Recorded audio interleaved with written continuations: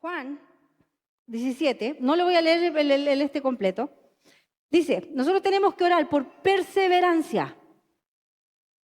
Dígale que tiene al lado, ¿cómo está tu perseverancia? Es que eres perseverante, es que perseveras. Debemos orar para que nadie en la iglesia, visible en el cuerpo, se desvíe. ¿Cuándo fue la última vez que usted oró por eso? Para que su hermano, su familia o el hermano de más allá que está, que usted conoce, para que no se desvíe. De eso se trata. La perseverancia, que persevere, que se mantenga. ¿Sabe por qué? Porque es difícil. Es difícil.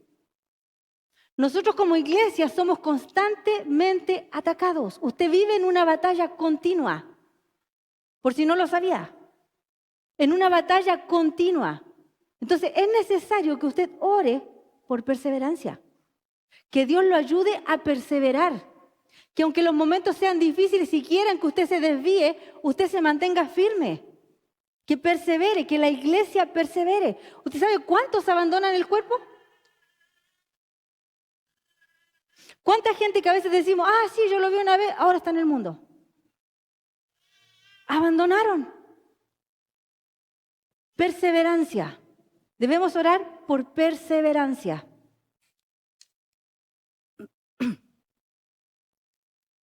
Debemos orar también por gozo. También hace parte de esa oración, gozo. Dígale al que tiene al lado, ¿cómo está tu gozo? Usted sabe que el gozo es importante en la vida de la gente porque no tiene nada que ver con el estado de tener cosas buenas o de tener momentos de felicidad. El gozo va mucho más allá que eso. El gozo es un estado que Dios puede proveer a alguien que lo conoce y que se aferra a Él. Quiere decir que aún en momentos de dificultad y de tristeza o de pena, usted va a tener gozo.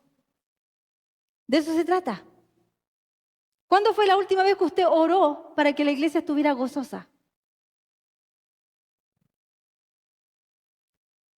O mejor dicho, ¿cuándo fue la última vez que oró? ¿Cuándo fue la última vez que oró para que la iglesia tuviera gozo, para que la iglesia fuera perseverante? Siguiente, por protección. Este es más común, siempre oramos para que el Señor nos guarde, nos proteja, ¿sí o no? Ese es más común. Oramos por protección contra el mundo, contra la carne, contra el diablo. El enemigo trabaja constantemente. Y la carne te quiere dejar en la casa, ¿sí o no? La carne, ¿qué quiere la carne? ¿Qué quiere la carne? ¿Satisfacerse? ¿De qué manera? A través del pecado. Seamos más específicos y leemos más fino. ¿Qué quiere la carne? Sacarte del propósito. ¿Y cómo lo hace? ¿Qué quiere la carne? La carne quiere dormir el día domingo, ¿sí o no? La carne quiere dormir el día viernes cuando llegamos del trabajo un poco más temprano y decimos, tengo una horita y media, me voy a tirar aquí un ratito y nos despertamos casi a las 9 cuando ya el servicio terminó. ¿Sí o no? ¿Sí o no, iglesia? Esa es la carne. ¿Qué quiere la carne? Ay, no, si esa serie está muy buena y hoy día es el final, me voy a quedar a verla.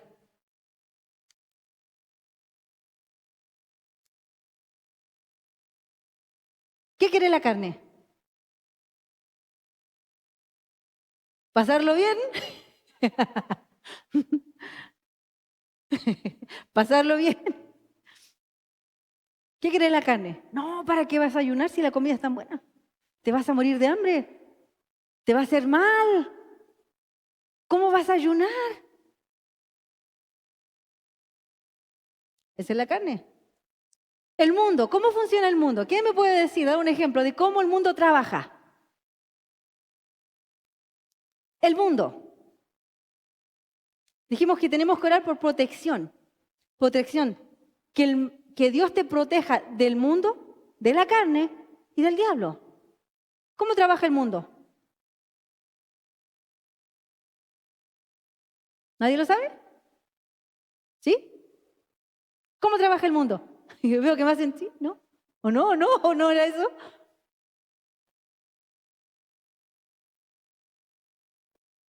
Exactamente. Ideologías, pensamientos, lo que usted escucha, lo que está sucediendo allá afuera, en la sociedad, todo eso hace parte del espíritu que opera en el mundo. Y no nos damos cuenta que muchas veces nosotros mismos entramos en ese juego. Es por eso que usted tiene que pedir al Señor que le proteja, que lo proteja del mundo, de todas esas ideologías y pensamientos que se insertan en usted y que luego le impiden cumplir el propósito. El diablo.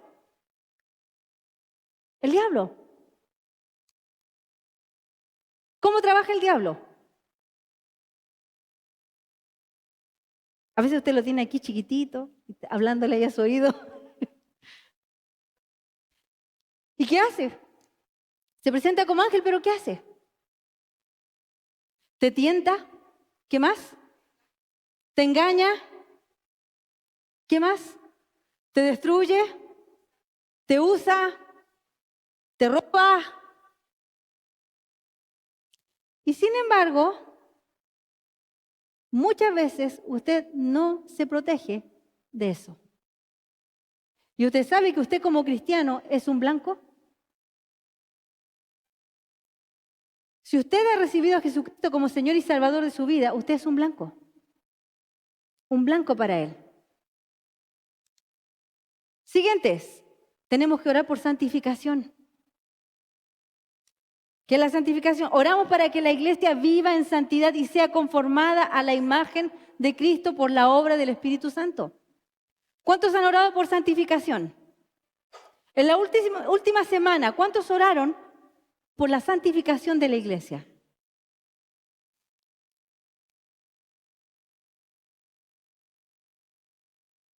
Hermano, es necesario. ¿Sabe por qué? Porque lo que vimos antes, de la protección que usted necesita, si usted no ora por santificación, usted va a ser una presa fácil de la carne. Usted va a ser una presa fácil del diablo. Y usted va a ser una presa fácil del mundo. Santificación. Pregúntale al que tiene al lado, ¿cómo está tu santidad?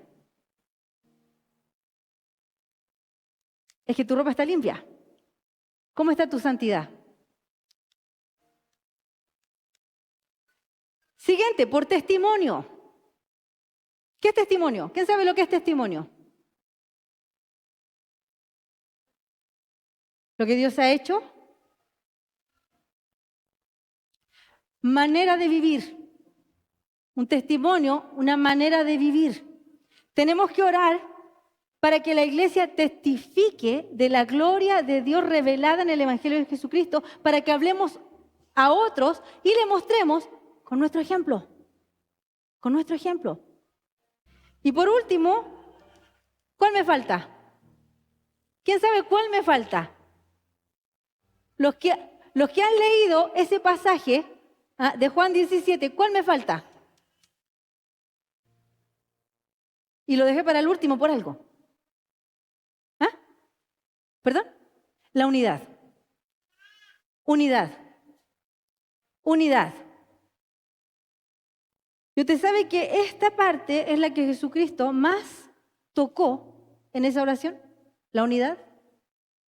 ¿Usted sabe que la unidad es mucho más que sentarnos aquí entre los hermanos? O de repente salir y compartir con alguien de la iglesia. La unidad es mucho más que eso.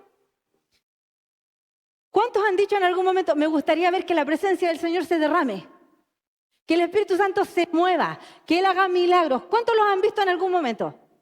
Yo lo he visto, yo soy cristiana de nacimiento, mi familia, mis abuelos, yo he visto mucho, mucho, mucho en la casa de Dios.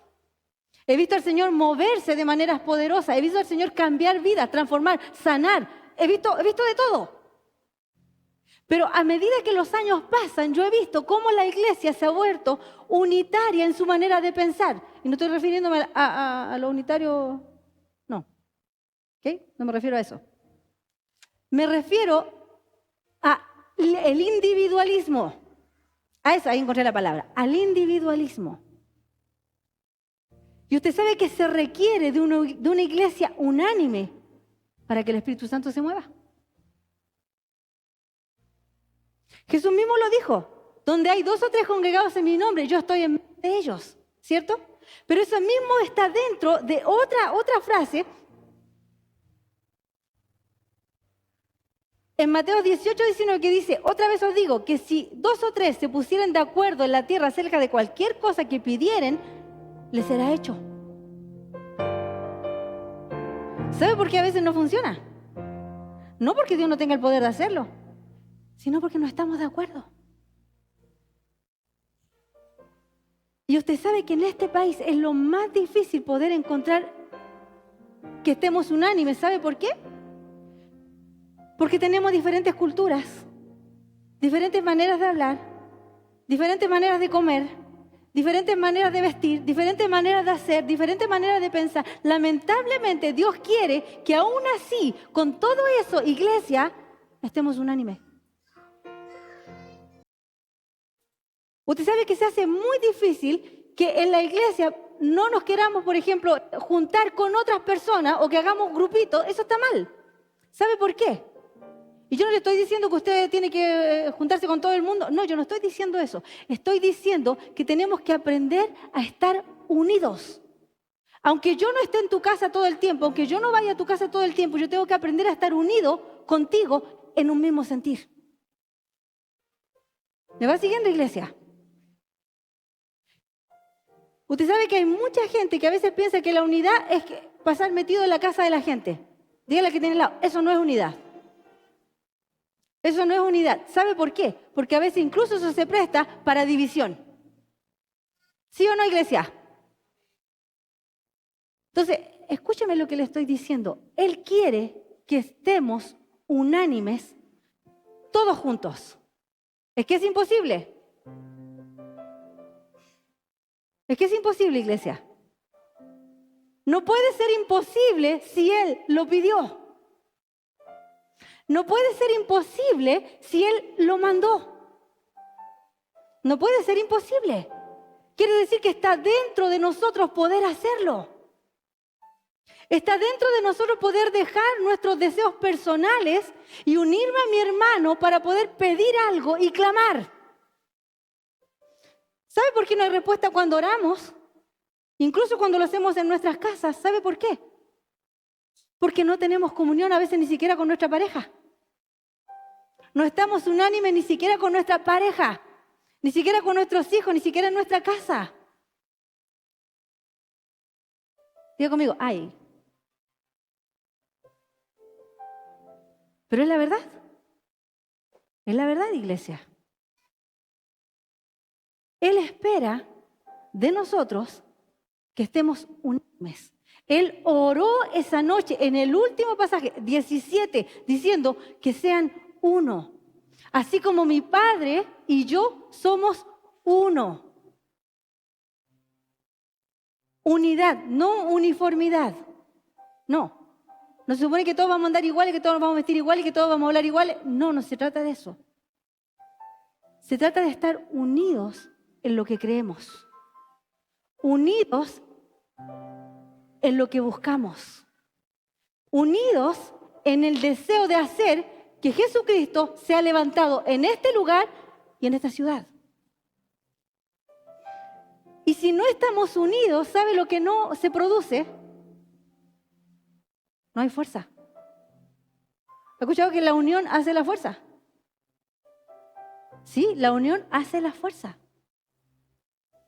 Y eso es lo que Jesús estaba diciendo. Donde hay 2 o 3 congregados en mi nombre, yo estoy en medio de ellos. Si 2 o 3 se pusieran de acuerdo en algo, yo lo haré. Yo lo haré. ¿Ve que tenemos que orar por la iglesia? ¿Se da cuenta? A la luz de todo esto que yo le vengo de hablar, ¿qué le parece a la iglesia? ¿Qué le parece a la iglesia, muchachos? ¿Qué piensan de la iglesia? Y cuando digo iglesia me estoy refiriendo a todos nosotros. ¿Qué piensa de la iglesia? Imagínese si usted analiza lo que le estoy diciendo y mira la iglesia de este tiempo, no de este lugar, en general, la iglesia de este tiempo, tenemos que orar. Tenemos que orar. Tenemos que clamar, tenemos que pedirle al Señor por todas esas cosas que Él pidió en algún momento. ¿Sabe por qué? Si Él lo pidió, es lo que hay que hacer. Si Él lo oró de esa manera, es porque nosotros tenemos que hacerlo también. Tenemos que ir en esa búsqueda de esa entrega personal de cada uno. Es nuestro Señor y nuestro Salvador.